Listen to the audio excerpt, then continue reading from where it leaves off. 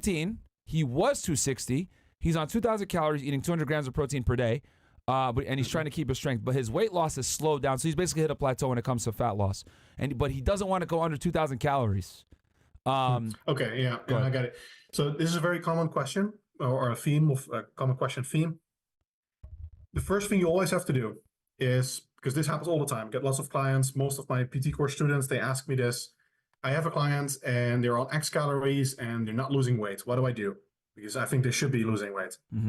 First, you have to check, are you actually on that energy intake? Because many people, they eat more than they think. They're forgetting about that Starbucks coffee, that latte that was actually 500 calories. They're not measuring the peanut butter that they put on their bread, and they think it's like 30 grams, but in reality, that's like heaping scoops. It's like almost double that. And yeah, people just make mistakes. They measure their food cooked instead of raw, for example.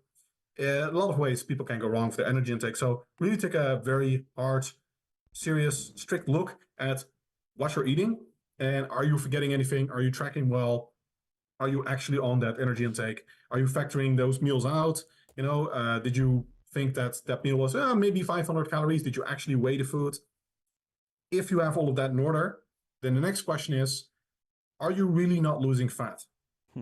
And first of all, you need to check your weight, because some people, they do lose weight, and they might just have wrong expectations. They just think, oh, I'm supposed to lose a pound per week, and it's not happening anymore.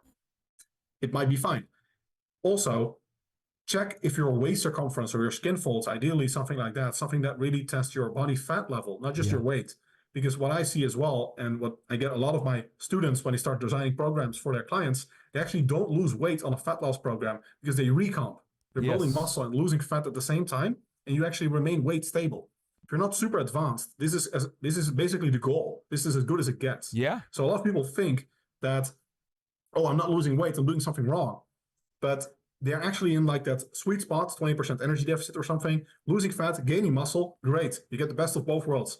If you then decrease energy intake further, then what happens is they start losing muscle, and they're happy because now they're losing weight, but they're no longer building muscle, and they actually start losing some.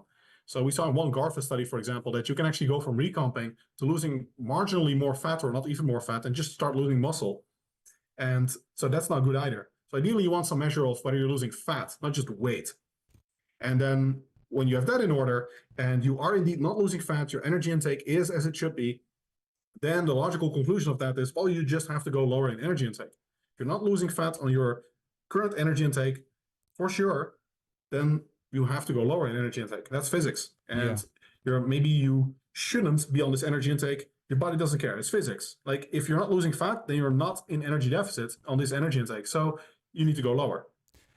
Man, I want to really applaud you on that. That was like one of the best answers I've seen, because this is and the reason why is because I've gotten this question when I was a coach myself.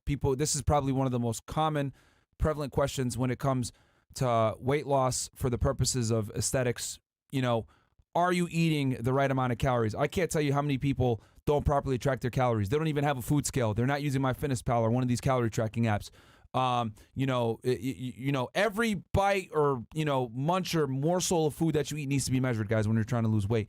And a lot of people just suck at tracking, or they're not tracking at all, or they're trying to eyeball it, and it just doesn't work that way. And then you also mentioned, are you taking, maybe using calipers or using a tape measure to take your measurements in, because the scale might not move anywhere, but you might be losing some inches or whatever off of your waist. So I think these are all very important things that you need to make sure that you have in check before lowering calories. And I don't know if you guys noticed, he made changing your calories the last resort, making sure you had everything else in order first.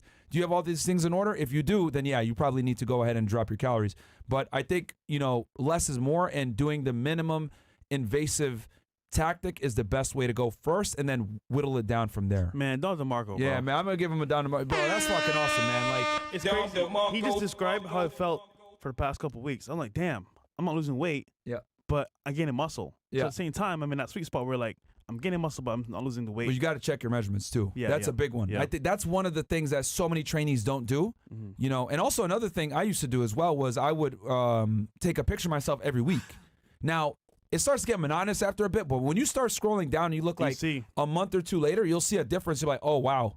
And I would always take the picture same day, same time of day, once per week, and then just have it, and I'll just like have a log, and that's really helpful. And then take your measurements as well. If you're doing all that, like Menno said, and you're not losing weight, then you could go ahead and go back to the drawing board and lower the calories. But that's what a good answer. What if girls tell you that you're gaining muscle, they can feel it? Does that help too? Nah, man, that don't count, man. These hoes be lying, bro. Okay, what else they got here? Okay, to the